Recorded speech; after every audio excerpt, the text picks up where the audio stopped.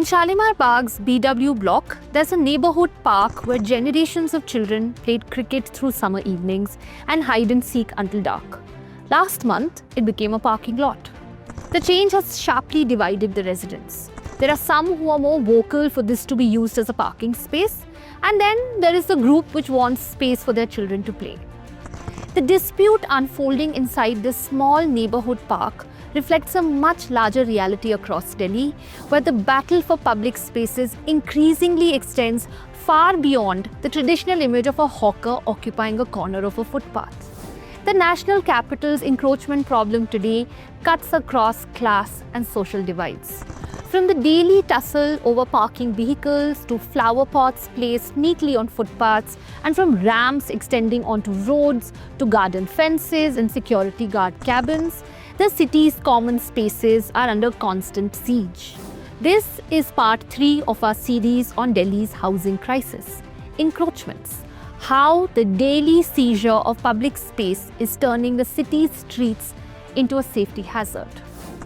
Delhi has 33,000 kilometers of road, the most of any metro city in the country.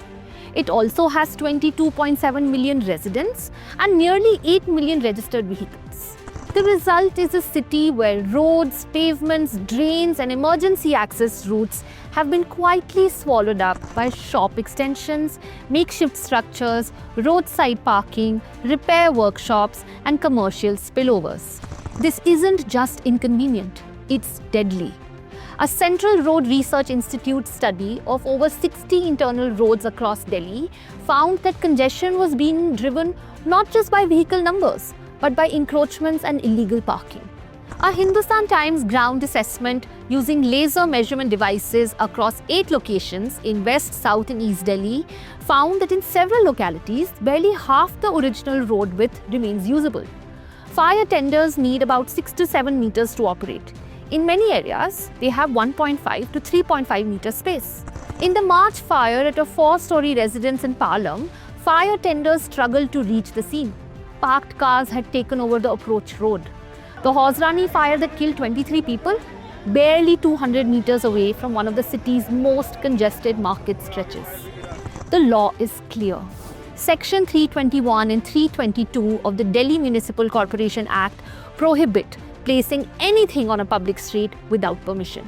The Supreme Court has repeatedly pulled up Delhi's agencies for failing to enforce it. In fact, in April 2018, the Union Ministry of Housing and Urban Affairs set up a 15-member special task force headed by the Vice Chairman of the Delhi Development Authority, which coordinates encroachment removal programs and action against illegal constructions in the city. The numbers claimed by this STF are staggering. It claims to have cleared thousands of kilometers of roads and footpaths every year.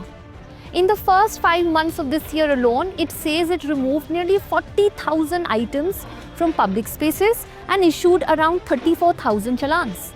And yet, encroachments keep coming back.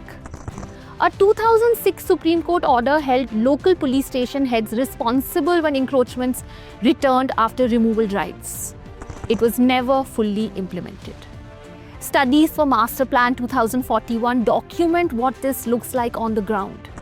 In unauthorized colonies and urban villages, roads that exist on paper as public infrastructure now function as commercial corridors. Pedestrians, vendors, parked vehicles and moving traffic all competing for the same shrinking space. In one settlement, commercial establishments had covered open drains and annexed them as shop extensions. Mechanics operate from public roads, motor oil draining into gutters, and Delhi also has a parking policy notified after direct Supreme Court intervention in 2019. But the key features remain unimplemented. And then there are the street vendors. The city has issued certificates to just over 70,000 vendors. But the National Association of Street Vendors estimates the real number is closer to 2.5 lakh.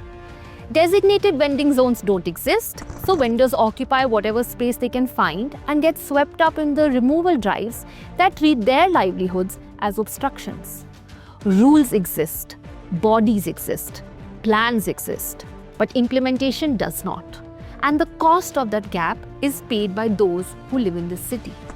Delhi is not short of road maps. it's short of the will to follow them. Part 4 of our series will take you towards the licensing regime, both corrupt and inefficient. Do watch out.